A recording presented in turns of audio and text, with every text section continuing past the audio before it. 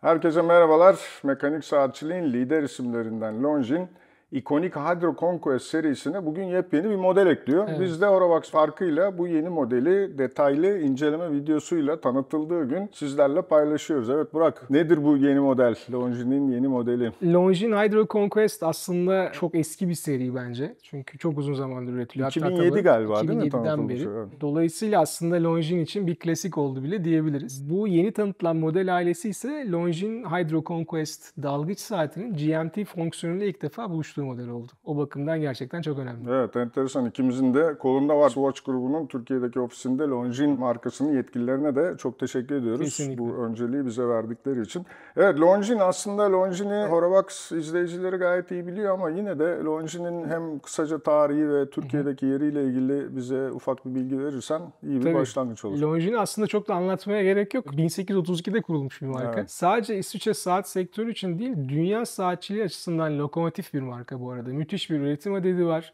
Gerçekten dünyanın hemen hemen her lokasyonunda, her bölgesinde başarılı satışlara ulaşan bir marka. Tabii ki ülkemizde de çok iyi tanınan bir marka. Bugün saatle ortalamanın altında ilgisi olan bir kişiye bile Longines'den bahsetseniz kaliteli bir saatten söz edildiğini anlayacaktır diye düşünüyorum. Ve hala pek çok insan için kaliteli, güzel bir saatin markası Longines Evet, ülkemizde. kendi segmentinin de lideri diyebiliriz Kesinlikle öyle. Longines'in için. Dalış saatleri biz devamlı konuşuyoruz. Senin Evet. favori Her aslına zaman. bakarsan model ailesi Doğru. diyebiliriz. Bilezikli saatleri seviyorsun ve Hı. dalgıç saatlerini seviyorsun ama şimdi bu dalgıç saatlerine bir de GMT fonksiyonu Doğru. eklenmiş burada. Yani Evet. dalış saatiyle GMT fonksiyonunu aslına bakarsan nasıl birleştiriyor? Yani Longines'in bu konunun arkasındaki hikayesi nasıl bir şey? Öncelikle dalış saatlerinin yapısına bakmak lazım. Dalış saatleri gerçekten spor saatler her Evet. şeyden önce.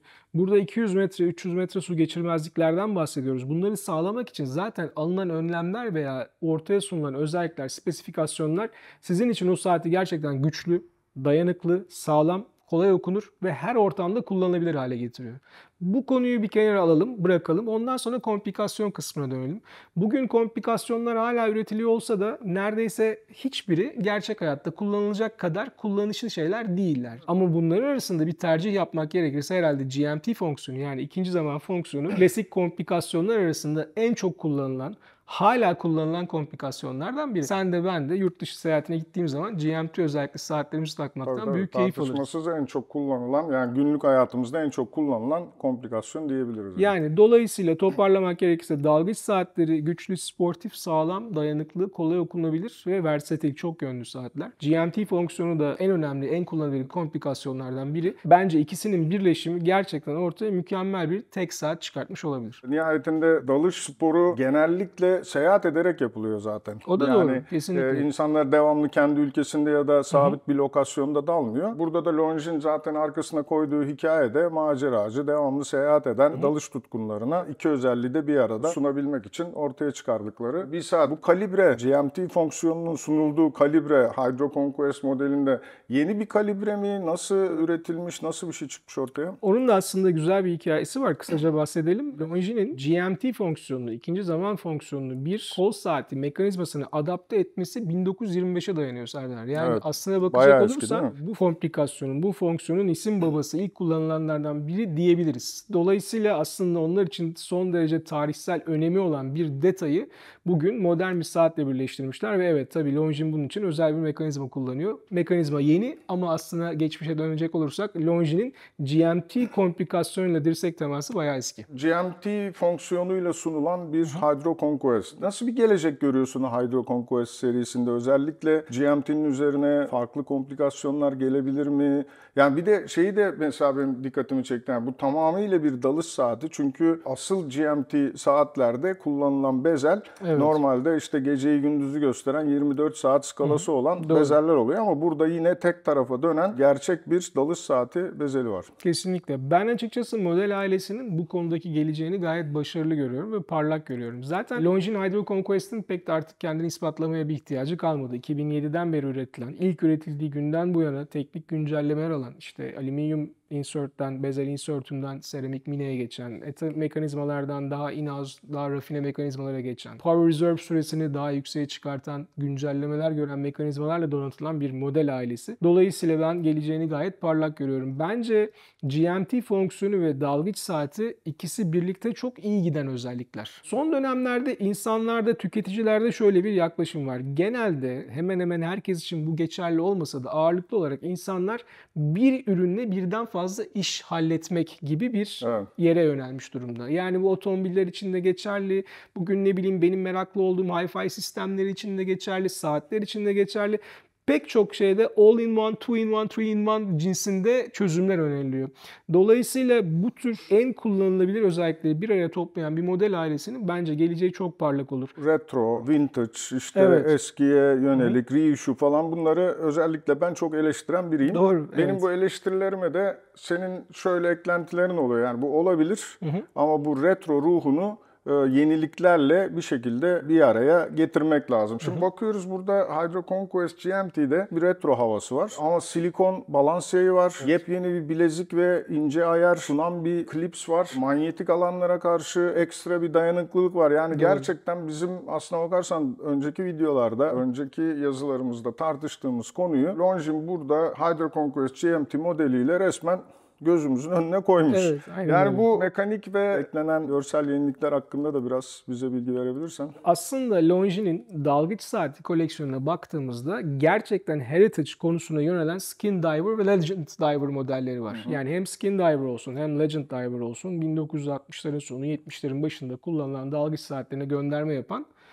tamamen retro görünümlü modeller. Longines Hydro Conquest'e baktığımız zaman aslında bu Longines'in dalgıç saati konseptine getirdiği modern bakış açısını temsil ediyor. Fakat Longines'in heritage modellerdeki başarısı o kadar yüksek ki artık üretim ve tasarım aşamasında heritage unsurları kullanmak onlar için bir imza haline geldi.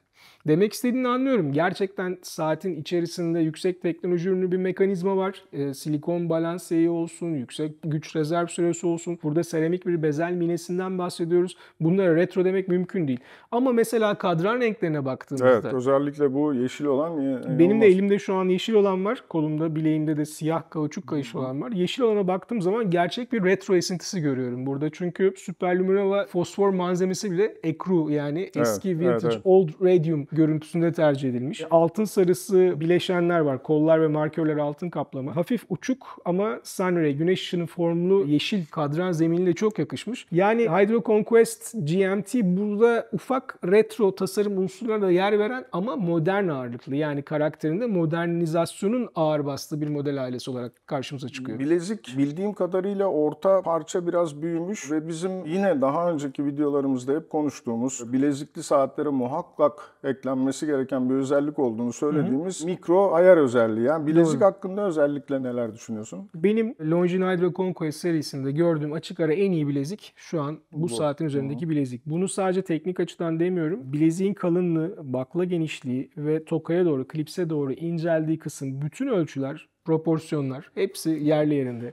Çok güzel olmuş. Proporsiyonsuz bizim videomuz Kesinlikle yok. olmaz. Gerçekten çok güzel olmuş. Ek olarak ortadaki baklaların parlak yerine mat tercih edilmesi bence spor bir saate daha çok Çok daha iyi yakışmış. olmuş. En büyük yenilik klipste. Klipsin üzerinde çok şık bir Longines'in logosu var. Yalnız esas olay artık katlanarak üstüne toka gelen klips yerine buton kontrolü bir klips kullanılmış. Tokanın içerisindeki mikro ayar kısmı çok güzel. Son derece pratik. Son baklanın içerisinde üzerine basabildiğiniz bir boşluk var. Basıp çektiğinizde şu şekilde Mikro ayar yapabiliyorsun. mikro ayar yapabiliyorsunuz. Yaklaşık 1 santimlik bir uzama söz konusu. Bence olabilecek en uç noktalarda bilek kalınlığı değişiklikleri için bile yani yazın en sıcak günüyle kışın en soğuk günü arasında siz bu saatin bileziğini rahatlıkla mikro ayar yapıp kolunuzda konforlu bir şekilde taşıyabilirsiniz. Geniş bir kombinasyon da var. 4 farklı kadran rengi, işte bilezik, NATO yani çok farklı seçenekler de sunmuş Longines. Kesinlikle. Ben o seçeneklere daha sonra başka şeyler ekleneceğinden de eminim. Ama biz mevcut olanları yine bir gözden geçirmiş olalım. Benim kolumda siyah kadranlı, siyah bezel mineli ve siyah kauçuk kayışlı model var.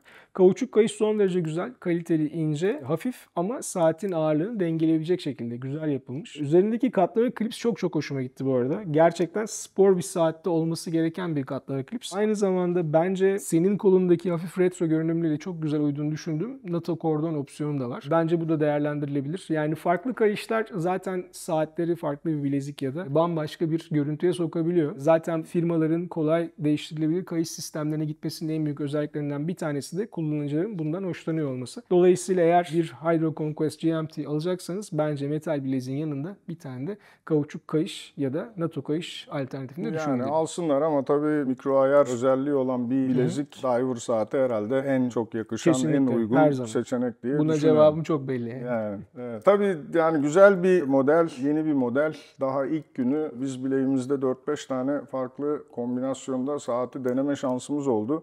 Çok Evet. uzun süredir bizde değil saatler ama yine de bizim klasik yani neyi değiştirirdik konusunu da bir yatıralım masaya. Ben o konuya açıkçası biraz kafa yordum. Özellikle sabahtan beri bu saatle ve kolumdakiyle ilgileniyorum. Şimdi senin bahsettiğin bir bezel detayı var. Evet. Bence bu en önemli özelliklerden bir tanesi. Longines Hydro Conquest GMT'nin içinde otomatik GMT özellikli bir mekanizma söz konusu. GMT mekanizmasını ekstra bir saat koluyla bu GMT özelliğini kullanabildiğiniz mekanizmalarda bunu efektif bir şekilde kullanabilmek için bir 24 saat bezeline ihtiyacınız var. Hakeza o bezeli efektif bir şekilde kullanabilmek için bezelin de iki tarafa dönmesi gerekiyor. Şimdi Longines Hydro Conquest şu an senin bahsettiğin gibi dalgıç ağırlıklı karakterini koruyor. Yani oraya çift yöne dönebilen bir 24 saat bezeli konulmamış. İlk baktığınızda bezel minesi üzerinde saat markörlerini görmüyorsunuz. Dalgıç saati markörlerini görüyorsunuz. Dolayısıyla ikinci saati ayarlarken ve ayarladığınız ikinci saati takip ederken 24 saat bezelli bir modele bakıyormuşçasına rahat değilsiniz. Yani gözünüzün biraz ona aşina olması, o bezelin yokluğunu ve dalgıç saati bezelinin varlığını kabul etmeniz gerekiyor. Eğer aradaki dotları, şuradaki noktaları ya da boşlukları birer saat olarak görebilirseniz bezelde, buna alışırsanız o zaman problemsiz bir şekilde kullanıyorsunuz. Ama dediğim gibi ilk bakışta 24 saat bezeli olmadığı için ikinci zaman dilimini doğru takip etmek biraz bir aşinalık istiyor. Yani sen peki burada bezeli değiştirir miydin? Yani buradan aldığımız mesaj bu mu? Ben bezeli değiştirirdim.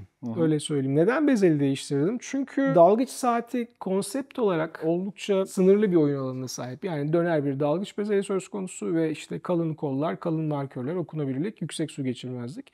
Bunların hepsi sonuç itibariyle bir dalgıç saatini oluşturan unsurlar olsa da dalgıç saatleri eskisi kadar dalış amaçlı kullanılmıyor. Dalış hobisiyle uğraşan ya da profesyonel dalgıç arkadaşlarımız bizi bu konuda belki daha fazla aydınlatırlar yorumlarda ama benim etrafımdaki arkadaşlarım dalış bilgisayarı kullanıyorlar ve backup watch olarak, yedek saat olarak da diğer kollarına bir analog saat takıyorlar. Dolayısıyla bütün dalış esnasında yaptıkları her şeyi asıl dalış bilgisayarından takip ediyorlar. Buradaki komplikasyonun ya da özelliğin kullanılabilirliğini ön plana alacak olursak eğer, biz dalmasak da bir şekilde seyahat ederken ya da dünyanın başka bir köşesinde yaşayan bir yakınımız, bir akrabamıza telefon açarken bile GMT fonksiyonunu aslında kullanabiliriz. Kullanabilirlik olarak ikinci saat dilimini görmek analog bir saatle dalmaktan daha sık ve daha kolay uygulanan bir şey olduğu için ben burada 24 saat bezeli görmek isterdim. Bu bir Hydro Conquest, bu bir Kesinlikle. dalış saati, bir GMT bir saat değil. Longines bir dalış saatine GMT diye bir fonksiyon eklemiş.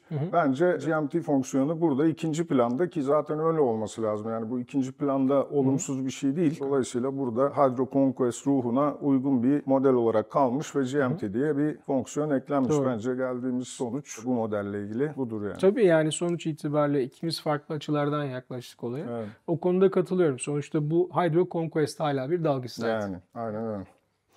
Var mı eklemek istediğim bir şey? Yok, saat çok güzel olmuş. Eklemek istediğim şey bu. Eğer dediğim gibi böyle bir modeli almayı düşünüyorsanız alışveriş listenizde GMT özellikle bir dalgıç saati varsa mutlaka Longines Hydro Conquest GMT'yi değerlendirin derim. Bu arada okurlarımız bazen soruyor saatlerimizi nereden alalım diye. Tabii bu çok genel bir soru ama şu an Longines elimizde olduğu için buna rahatlıkla cevap verebiliriz. Longines'in Nişantaşı'nda mükemmel bir butiği var. Evet. Eğer İstanbul'da yaşıyorsanız ve bir Longines alma niyetiniz varsa nerede olursanız olun kalkın gidin o butiğe, o butiğin atmosferini yaşayın.